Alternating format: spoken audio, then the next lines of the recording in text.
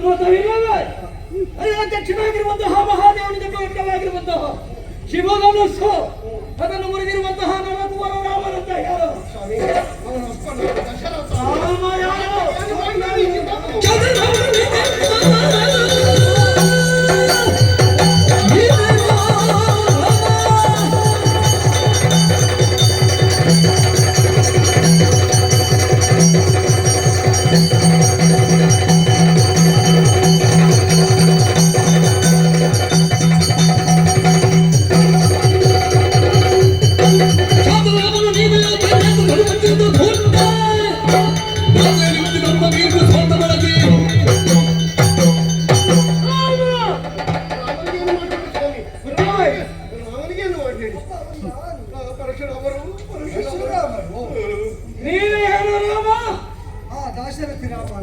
ಒಬ್ಬ ರಾಮ ನಾನಿರುತ್ತ ನೀನೆಂತದ ರಾಮ? ನನಗಿದ್ರು ದೇವರಿಗೂ ರಾಮ ಅಂತ ಹೆಸರುಂಟು. ಅವ ಇರುವಾಗಲೇ ನಾವೆಲ್ಲ ಬಂದದ್ದನ್ನು. ಕ್ಷತ್ರಿಯ ರಾಮ. ಕ್ಷತ್ರಿಯ ರಾಮನೋ ಅಲ್ಲ ಕ್ಷತ್ರಿಯ ರಾಮನು. ಇಲ್ಲದೆ ಹೋದ್ರೆ ಯಾವುದನ್ನು ಪೂಜಿಸಬೇಕು, ಯಾವುದನ್ನು ಗೌರವಿಸಬೇಕು ಎನ್ನುವಂತಹ ಪರಿಜ್ಞಾನವೇ ಇಲ್ಲದವರ ಹಾಗೆ ಮಹಾದೇವನ ಸುನಾಭ ನಾಮಕ ಧನುಸ್ಸನ್ನು ಮುರಿದೇವ.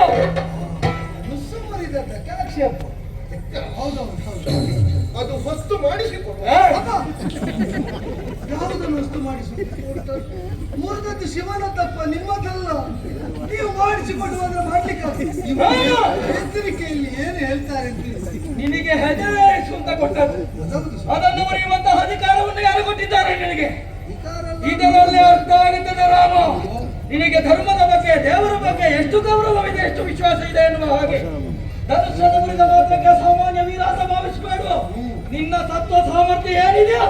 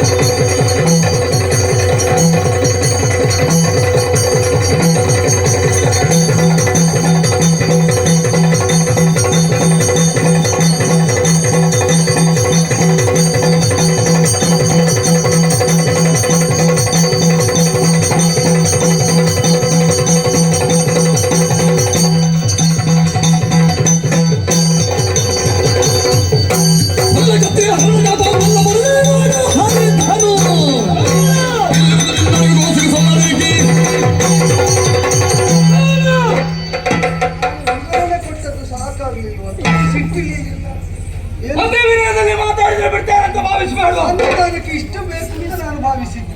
ನೀನು ಮುರಿದದ್ದು ಧನುಸ್ಸನ್ನಲ್ಲ, ಗುರುಗಳಾಗಿರುವಂತಹ ಮಹಾದೇವನಿಗೆ ಅಪಮಾನ ಮಾಡುವಂತಹ ಕೃತ್ಯವನ್ನು ನೀನು ಎಸಗಿದೆ. ನಿಮಗೆಲ್ಲ ಹೆಣ್ಣು ಸಿಗುತ್ತದೆ ಅಂತಾದ್ರೆ ದೇವರ ಬಿಲ್ಲನ್ನಾದ್ರೂ ಮುರಿಯುವುದಕ್ಕಾಗುತ್ತದಲ್ವಾ? ಅಲ್ಲ, ನನಗೆ ದೇವರ ಬಿಲ್ಲು ಮುರಿದದ್ದು ತಪ್ಪು ಅಂತ ಆದ್ರೆ ಒಂದು ಹೆಣ್ಣು ಸಿಗಬಾರದು. ಇಲ್ಲಿಗೆ ನಾಲ್ಕು ಹೆಣ್ಣು ಸಿಕ್ಕಿ 4 ಮದುವೆ ಆಗಿದೆ. ನೀನು ಮಾಡಿರುವಂತಹ ತಪ್ಪು ಒಂದಲ್ಲ ಎರಡಲ್ಲ, ಸಾಲು ಸಾರಾಗಿ ಹೇಳಬಲ್ಲೆ. ಬೇರೇನು ತಪ್ಪು ಮಾಡಿ? ಕಾರಿನಲ್ಲಿ ಸಂಚರಿಸುವಂತಹ ಕಾಲಕ್ಕೆ ತಾಟಕ್ಕೆ ಸಿಕ್ಕಿದ್ಲ? ತಾಟಕ್ಕೆ ಹೌದು. ಶಿಕ್ಷಾರ್ಹಳೆ ಹೊರತು ವದಾರ್ಹಳಲ್ಲ. ಹೆಣ್ಣೆನ್ನುವಂತಹ ವಿಚಾರವನ್ನು ತಿಳಿದು ತಾಟಕ್ಕೆ ಯಾಕೆ ಬಂದ?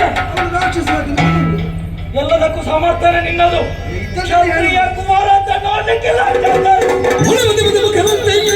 ಬ್ರಾಹ್ಮಣರಾಗಿರ್ಬೇಡ. ಮತ್ತೆ ಬ್ರಾಹ್ಮಣ್ಯ 2 ಕೈಯಲ್ಲಿ ಕಾಣ್ತಾ ಉಂಟು. ಯಾಕೆ ಆಯುಧ ಹಿಡಿದಿದ್ದಾನೆ ಎನ್ನುವುದನ್ನು ಯೋಚನೆ ಮಾಡು. ಮುರಿದದ್ದು ಯಾಕೆ ಅಂತ ನಾನು ಯೋಚನೆ ಮಾಡಿಯೇ ಮುರಿದದ್ದು. ಆದ್ದರಿಂದಲೇ ಯೋಚಿಸಿದವರೇ ಹೆಣ್ಣು ಕೊಟ್ಟು ಅನುಗ್ರಹಿಸಿದ್ದು. ಆಮೇಲೆ ಆಕ್ಷೇಪ ಮಾಡ್ತಾ ತಾಟಕಾವಧಿಯಲ್ಲಿ ನೀವು ಅಪರಾಧ ಅಂತ ಆಡ್ತಾ ಇದ್ದೀವಿ. ಹೆಣ್ಣನ್ನು ಕೊಲ್ಲಬಾರದು, ರಾಕ್ಷಸಿಯನ್ನು ಕೊಲ್ಲಬಾರದು ಅಂತಿಲ್ಲ. ಈ ಹಿಂದೆ ದೇವೇಂದ್ರನು ಕೊಂದಿದ್ದಾರೆ, ಮಹಾವಿಷ್ಣುವು ಕೊಂದಿದ್ದಾರೆ. ಹಾಗಾದರೆ ಈ ಹಿಂದೆ ಮಾಡಿದಂತಹ ಕೃತ್ಯಗಳೆಲ್ಲ ಸರಿ ಅಂತ ಆದ್ರೆ ಅದರ ಆದರ್ಶವನ್ನೇ ನಾವು ಮುಂದುವರಿಸಿದ್ದು. ಮಾತ್ರ ಅಲ್ಲ, ವಿಶ್ವಾಮಿತ್ರನ ಉಪದೇಶ ಏನು, ಆಕೃತಿಯಲ್ಲಿ ಹೆಣ್ಣಾಗಿದ್ದರೂ ಕೂಡ ಇಂಥವರು ಲೋಕಕಂಟಕರಾದದ್ದರಿಂದ ಅವಳು ವಧಾರ್ಹನೇ ಹೌದು. ಅದು ಒಂದು ವೇಳೆ ಪಾತಕಂಬ ಸದೋಷಂಬ ಪ್ರಜಾರಕ್ಷಣ ಕಾರಣ, ಪಾತಕ ಬಂದರೂ ದೋಷ ಇದ್ದರು ಪ್ರಜೆಗಳನ್ನು ರಕ್ಷಿಸುವ ಉದ್ದೇಶದಿಂದ ನೀನು ಇದನ್ನು ಕರ್ತವ್ಯ ಮಾಡಬೇಕು. ಒಂದು ವೇಳೆ ಪಾತಕ ಬಂದ್ರೆ ಅಲ್ವೋ ಮತ್ತೆ ಪ್ರಾಯಶ್ಚಿತ್ತ ಮಾಡಿಕೊ. ಪಾತಕ ನಿನಗೆ ಮಾತ್ರ, ಹ. ಕೊಲ್ಲದಿದ್ರೆ ಲೋಕಕ್ಕೆ ಕಂಟಕಳವಳು ಅಂತ ಹೇಳಿದ ಮಾತಿಗೆ ಅನುಗುಣವಾಗಿ ಹ. ಅವಳನ್ನು ಕೊಂದು ಕಳೆದಿದ್ದೇನೆ. ಹ. ಇದು ಶಾಸ್ತ್ರೀಯವಾಗಿ ಧಾರ್ಮಿಕವಾದಂತಹ ಉತ್ತರ. ಹ. ಇದು ಇನ್ನು ಸಂವಿಧಾನಕ್ಕೆ ತೃಪ್ತಿ ಆಗುದಿಲ್ಲ ಅಂತಾದ್ರೆ ಇಲ್ಲ, ಮತ್ತೊಂದೇ ಉತ್ತರ ಇದೆ. ಯಾವುದದು? ತಾಟಕ್ಕೆ ನನಗೆ ರಾಮ ಹೋ ಹೋ ಅರ್ಥ ಆಗುದಿಲ್ಲ ಅಂತ ಭಾವಿಸಬೇಡ. ನನಗೆ ಅರ್ಥ ಆಗಬೇಕು ಅಂತಲೇ ಹೇಳಿದ್ದು. ಆ ಯುದ್ಧತೆಯನ್ನು ಕಡಿದವ ನಾನು. ಹ. ಆದ್ರೆ ಆ ಕಾಲಕ್ಕೆ ಆ ಕರ್ತವ್ಯವನ್ನು ಮಾಡದಿದ್ರೆ ಪರಿಣಾಮ ಏನಾಗುತ್ತದೆ? ಹ. ಧರ್ಮ ಸೂಕ್ಷ್ಮವನ್ನರಿತು ಆ ಕಾರ್ಯವನ್ನು ಮಾಡಿದ್ದೇನೆ ರಾಮ ನಾನು. ನೀವು ಅದನ್ನು ಧರ್ಮ ಸೂಕ್ಷ್ಮರಿತ ಮಾಡಿದ್ದಾದ್ರೆ ಧರ್ಮದ ಮರ್ಮಾರಿತ ವಿಶ್ವಾಮಿತ್ರನ ಉಪದೇಶವನ್ನು ಗ್ರಹಿಸಿ ನಾನು ಇದನ್ನು ಮಾಡಿದ್ದು. ಹ. ಇಷ್ಟಕ್ಕೂ ಹ. ನಾನು ಮಾಡಿದ್ದನ್ನೆಲ್ಲ ಆಕ್ಷೇಪಿಸಬೇಕು. ಹ. ನಾನು ಶಿವಧರ್ಮ ಭಂಡನವನ್ನು ಮಾಡಿದ್ದಕ್ಕೆ ಹ. ನೀವು ತಡೆಯಾಗಬೇಕು ಅಂತ ಬಂದದ್ದಾದ್ರೆ ಇಲ್ಲಿರುವ ಆತ್ಮವಿಶ್ವಾಸಕ್ಕೆ ಹೇತು ಏನು ಅಂತ ನನಗೆ ಗೊತ್ತಾಗ್ತದೆ. ಏನು? ಅಪ್ಪ, ಎದುರಿಸಿದ ಕ್ಷತ್ರಿಯರನ್ನು ಸೋಲಿಸಿದಂತ ಒಂದು ಛಾತಿ ಉಂಟು. ಹ. ಅದೇ ಕಾರಣ ಈ ಬಾರಿ ಕ್ಷತ್ರಿಯನಿಂದಲೇ ಸೋಲುವ ಭಾರ್ಗವರ ವೈಭವವನ್ನು ಲೋಕ ಕಾಣಬೇಕಾದೀತು. ಎಚ್ಚರ ಇರಲಿ. ಅಷ್ಟು ಧೈರ್ಯ ನನಗೆ, ಹೌದೌದು. ಅಷ್ಟೊಂದು ಸಾಮರ್ಥ್ಯ ವಿಶ್ವಾಸ ಉಂಟು ಅಂತಾದ್ರೆ ಹ. ಇದಾ ನಾನು ಕಡಲಿಯನ್ನು ಹಿಡಿಯುವಂತಹ ನಾನೇ ವೈಷ್ಣವನನ್ನು ಸದ್ದು ತಂದಿದ್ದೇನೆ. ಶ್ರೀಮನ್ನಾರಾಯಣನಿಂದಲೇ ನಮ್ಮ ವಂಶಕ್ಕೆ ಬಂದಿರುವಂತಹ ಧನುಸ್ಸು ಇದು. ನಿನ್ನಲ್ಲಿ ಅಷ್ಟು ಸಾಮರ್ಥ್ಯ ಇರುವುದೇ ಹೌದು ಅಂತಾದ್ರೆ ಈ ಧನುಸ್ಸನ್ನು ಹೆದೆಯಾರಿಸಿ ಪ್ರಯೋಗಿಸಿ ತೋರಿಸು. ಅವ್ರು ಯಾಕೆ ಹೇಳಿದ್ದು ಗೊತ್ತಾಯ್ತಾ ನಿಮಗೆ? ಎರಡು ಧನುಸ್ಸು ಹೇಳಿದ್ರು, ತ್ರಿಪುರವಧಾನ ಅಂತ. ಒಂದನ್ನು ಶಿವನಿಗೆ ಎತ್ತಲಿಕ್ಕೆ ಆಗಲಿಲ್ಲ, ಇದು ವಿಷ್ಣುವಿಗೆ ಎತ್ತುವುದಕ್ಕಾದ ಧನುಸ್ಸು. ಅದು ಇವರ ಅಜ್ಜ ಋಷಿಕನಿಗೆ ಅನುಗ್ರಹವಾಗಿ ಬಂದದ್ದು. ಎತ್ತುವುದಕ್ಕಾಗದ್ದನ್ನು ಎತ್ತಿದ್ರೆ ದೊಡ್ಡ ವಿಷಯ ಅಲ್ಲ. ವಿಷ್ಣು ಎತ್ತಿದ್ದನ್ನು ಎತ್ತಲಿಕ್ಕೆ ಆಗ್ತದ? ಎತ್ತಿದ್ದನ್ನೆಲ್ಲ ಮುರಿತೇನೆ ಅಂತ ಅಪವಾದ ಯಾಕೆ? ಒಂದು ಎತ್ತಿ ನೋಡ್ಲ.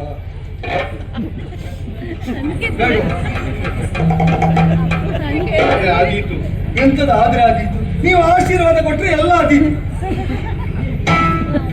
ಕಿತ್ತ ಕೊಡಬೇಕು. ಇದನ್ನು ಎತ್ತಿದ್ರೆ ಸರಿ ಆಗ್ತದ?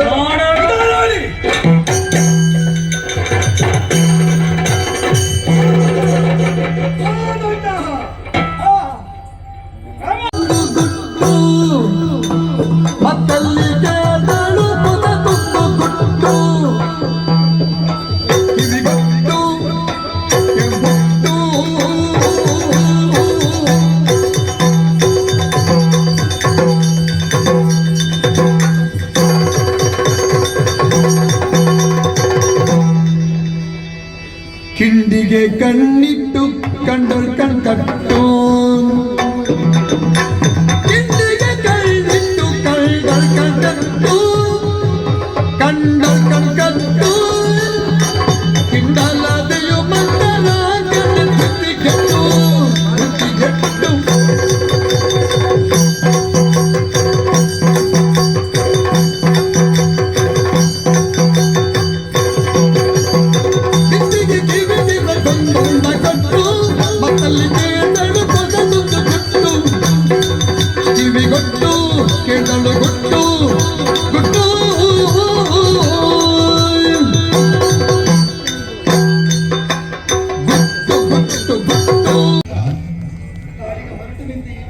ಮನದಲ್ಲಿದ್ದ ಒಂದು ಬೇಸರ ನಿಮ್ಮ ಬಗ್ಗೆ.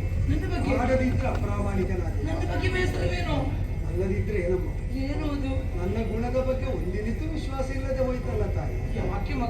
ಅದಲ್ಲದಿದ್ರೆ ನಮ್ಮ ಕಾಡಿಗೆ ಹೋಗು ಅಂತ ನೀನು ಒಂದು ಮಾತು ಹೇಳಿದ್ರೆ ಸಾಕಿತ್ತು. ನಾ ಹೋಗಿ ತಲುಪಿ ಆಗ್ತಿತ್ತು. ಅಪ್ಪನಲ್ಲಿ ಮರದ ನೆವನದಿಂದ ಅದನ್ನು ಕೇಳಿ ಅವರ ದುಃಖಕ್ಕೆ ಎಷ್ಟು ಕಾರಣಾದ ನಿನ್ನ ಬಗ್ಗೆ ನನಗೆ ವಿಶ್ವಾಸ ಇದೆ. ಆದ್ರೆ ತಂದೆ ತಾಯಂದಿರನ್ನು ವಿಮರ್ಶಿಸುವುದಕ್ಕೆ ನಾನಲ್ಲ, ಮನದಲ್ಲಿ ಅನಿಸಿದ್ದನ್ನು ಆಡ. ತಾಯೇ, ಅಪ್ಪನ ಮನದ ಮಾತನ್ನು ನಿನ್ನ ಮುಖದಿಂದ ಕೇಳಿದೆವು. ಅದು ನಿರ್ವಿಘ್ನವಾಗಿ ಸಾರ್ಥಕವಾಗುವುದು. ಆಶೀರ್ವಾದ ಮಾಡಿ ಹೋಗಿ ಆಯ್ತಾ? ಸೀತಾ, ಇಲ್ಲಿ ಹೆಚ್ಚು ಕಾಲ ನಿಂತಷ್ಟು ಅಪ್ಪ ದುಃಖ ಹೆಚ್ಚಾಗ್ತದೆ. ಅಪ್ಪ, ದುಃಖಿಸಬೇಡಿ. ಭರತ ಬೇಗ ಭರತ ಬೇಗ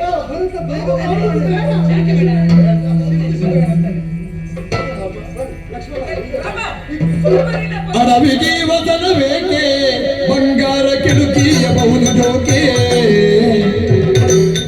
ಉಡುತಲಿ ನಾರು ಮಡಿಯ ಹೋಗಿರಿ ಉಡುನಾಡದೇನು ಮಡಿಯ ಅಡವಿಗೆ ವದನವೇಕೆ.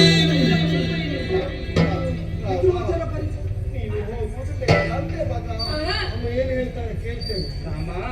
ಹೀಗೆ ಹೋಗುವುದು ಬೇಡ ಅಂತ. ಹೀಗೆ ರಾಜಪೋಷಾಕನ್ನು ಧರಿಸಿದ್ಯ, ಮೈ ತುಂಬಾ ಆಭರಣ ಇದೆ, ಇಂಥ ವಸನ ಇದನ್ನು ಉಟ್ಟುಕೊಂಡು ತೊಟ್ಟುಕೊಂಡು ನೀನು ಕಾಡಿಗೆ ಹೋದ್ರೆ ಕಷ್ಟ ಆಗುದಿಲ್ವ ಮಗನೇ?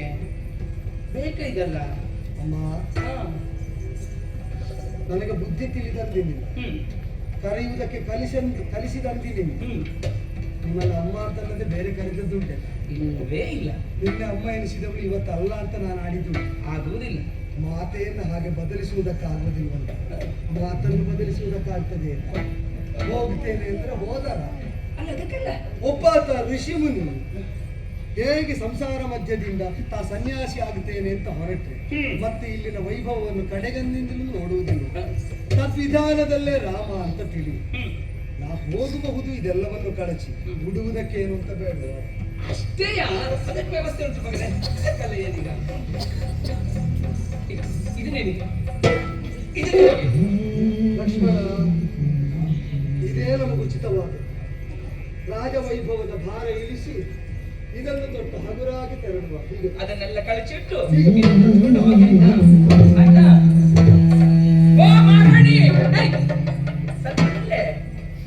ನೀನಿನ್ನು ಮಹಾರಾಣಿ ಆಗ್ಲಿಲ್ಲ ಇವನೇ. ಮೈ ತುಂಬಾ ಇಷ್ಟು ಆಭರಣ ಬಟ್ಟೆ ಸೀರೆ ಉಟ್ಟುಕೊಂಡು ಗಂಟಿನ ಹಿಂದೆ ಹೋಗ್ತಾ ಇದೆಯಲ್ಲ, ನಿನಗೇನು ಪ್ರತ್ಯೇಕವಾಗಿ ಹೇಳ್ಬೇಕೆ?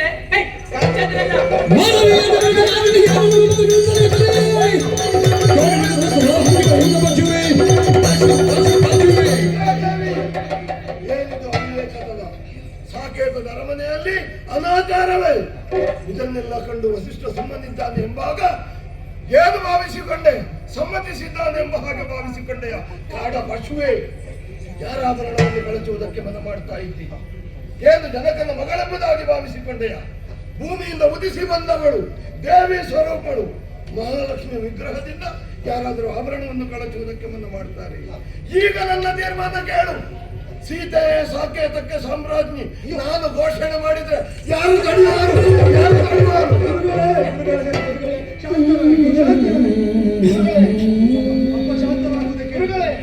ಅವರಿಗೆ ಶಾಪ ಕೊಡಿ, ಶಾಪ ಕೊಡಿ. ಶಾಂತ ಶರದಿಯಂತಿದ್ದ ಒಡವಾಗ್ರಿಯಂತೆ ಎದ್ದು ನಿಲ್ಲಬೇಕಾದರೆ ಮಕ್ಕಳ ಮೇಲಿನ ಮಮತೆ ನಿಮಗೆ ಎಷ್ಟು ಅಂತ ಗೊತ್ತಾಗ್ತದೆ ಗುರುವ. ಆದರೆ ಸೀತೆ ಮಾಡಿದ ಅಪಚಾರಕ್ಕಾಗಿ ತಾವು ಕ್ಷೋಭೆಗೊಂಡು ಅನಾಹುತ ಮಾಡಬಹುದು. ಶಾಂತರಾಗಿ ಶಾಂತರಾಗಿ. ಅವಳಿಗೆ ನಾ ತಿಳಿ ಹೇಳ್ತೇನೆ, ಚಿಕ್ಕವಳನ್ನು ಶಾಂತರಾಗಿ. ಅವರು ಗುಣಸಿದ್ರು. ಅವಳಿಗೆ ನಮ್ಮ ಹಾಗೆ ಕಳಚಿದ್ರೆ ಉಡುವುದಕ್ಕೆ ಏನಾದ್ರು ಅಷ್ಟೇ ಅಯ್ಯೋ ಅದಕ್ಕೆ ವ್ಯವಸ್ಥೆ ಉಂಟಪ್ಪ. ಅದಕ್ಕೆ ಇಲ್ಲ ನೋಡ್ಕೊಂಡು ಹೋಗಾಯ್ತಾ? ಅತ್ತೆ, ಏನು? ಜನಕ ಮಹಾರಾಜನ ಪಾಲಿತ ಪುತ್ರಿಯಾಗಿ ಬೆಳೆದವಳು ನಾನು. ಪ್ರತಿ ದಿನವೂ ಪಟ್ಟೆ ಪೀತಾಂಬರ ಹೊನ್ನಾಭರಣಗಳಿಂದ ನನ್ನನ್ನು ಶೃಂಗರಿಸಿ ಆ ಚಂದವನ್ನೇ ಕಾಣುತ್ತಾ ಆನಂದ ಪಡುತ್ತಿದ್ದವರು ನನ್ನ ತಂದೆ. ಏನದಕ್ಕೀಗ? ಅತ್ತೆ, ಏನೇ ಈ ಹೊತ್ತಿಗೆ ನಾಲ್ಮಡಿಯನ್ನು ಉಡುವುದಕ್ಕೆ ಕೊಟ್ಟಿದ್ದೀರಾ? ಇದನ್ನು ಉಡುವುದೇ ಅದಕ್ಕೆ? ಅಯ್ಯಪ್ಪ, ಮಧ್ಯಾಹ್ನದವಳು ಅವಳಿಗೆ ಸೀರೆ ಉಡ್ಲಿಕ್ಕೆ ಬಿಡುದಿಲ್ವಾ? ಪ್ರಾರಂಭದಲ್ಲಿ ಬರ್ತಿರ್ಲಿಲ್ಲ. ಏನು? ಅನ್ಯತಾ ಭಾವಿಸಬೇಡಿ. ಪ್ರತಿ ದಿನವೂ 24 ಮೊಳದ ಪಟ್ಟೆ ಸೀರೆಯನ್ನೇ ಉಟ್ಟ ಅಭ್ಯಾಸ. ಹೌದಪ್ಪ. 6 ಮೊಳದ ನಾರುಮಡಿಯನ್ನು ಉಡುವುದು ಹೇಗೆ ಎಂದು ತಿಳಿದಿಲ್ಲ ಅತ್ತೆ. ಆಗ ಆದರೆ ನನ್ನವರನ್ನು ಅನುಸರಿಸುತ್ತೇನೆ, ಸರಿ. ನಾನು ಕಲಿತೇನೆ. ಅತ್ತೆ, ಏನು? ನೀವೇ ತಾಯಿಯ ಸ್ಥಾನದಲ್ಲಿ ನಿಂತು ಹೇಳಿಕೊಟ್ಟಿರಿ ಅಂತ ಕಲಿತೇನೆ. ಏನೇ? ನಾನು ಸೀರೆ ಉಡಿಸಬೇಕು ನಿನಗೆ? ಸಾಕೇತದ ಸಾಮ್ರಾಜ್ಞಿ ನಾನು ನಿನಗೆ ಸೀರೆ ಉಡಿಸುವುದ? ಏನು ಮಾಡುವುದನ್ನು? ಅರಿಯದ ಅಜ್ಞಾನಿ ಆದವಳು ಏನೋ ಹೇಳಿ. ಏನು ಹೇಳ್ತೇನೆ? ತಿಳಿದಿಲ್ವಾ? ಕ್ಷಮಿಸು ಕ್ಷಮಿಸು, ನಾ ತಿಳಿ ಹೇಳ್ತೇನೆ. ಹೆಂಡತಿಗೆಲ್ಲ ಅಷ್ಟೆಲ್ಲ ಸಲುಗೆ ಕೊಡಬಾರ್ದಾಯ್ತಾ?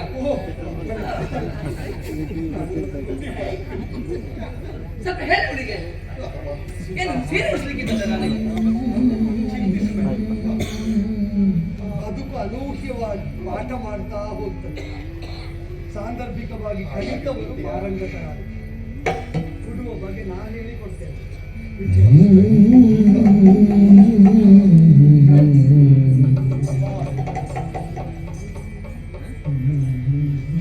ನೋಡಿಸಿ ಅಪ್ಪ, ಹೊರಟು ನಿಂತಾದ್ರೂ ಅಳ್ತೀರಾ? ಹೋಗಿ ಬರ್ತೇನಪ್ಪ. ಮಗಳೇ,